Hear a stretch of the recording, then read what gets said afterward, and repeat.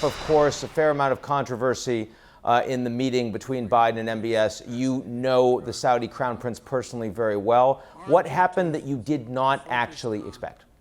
So the thing that happened that I didn't expect is the lack of preparation by the American team. I'm very surprised that President Biden and his team went there and came back with so little from the Saudis, that they hadn't agreed to something in advance.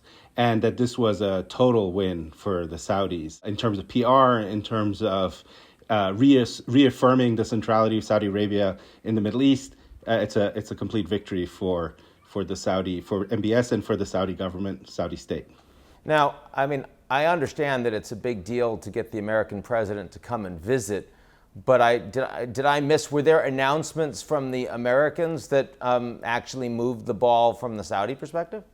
Basically, the stuff on Iran, that there's a commitment to never allowing Iran to have a nuclear weapon, that America will help defend Saudi Arabia from attack on its territory, presumably from Iranian proxies, especially the Houthis in Yemen.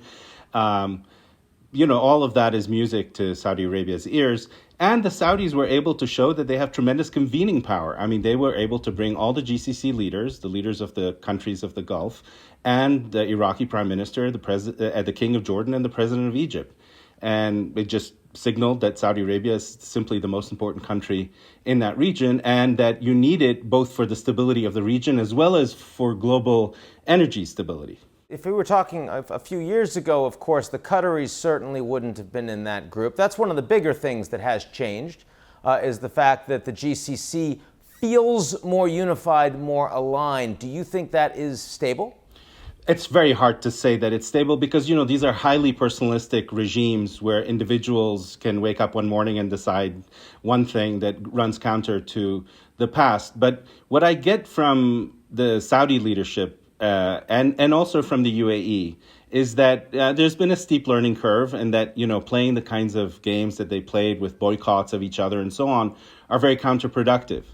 And so, for instance, now they've wired the electrical grid of Iraq to the GCC, or they're about to do that. That's a very good thing. It brings Iraq out of, partially out of Iran's orbit and into the GCC orbit.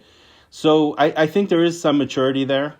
And that's something that the Americans have encouraged, and I think rightfully so.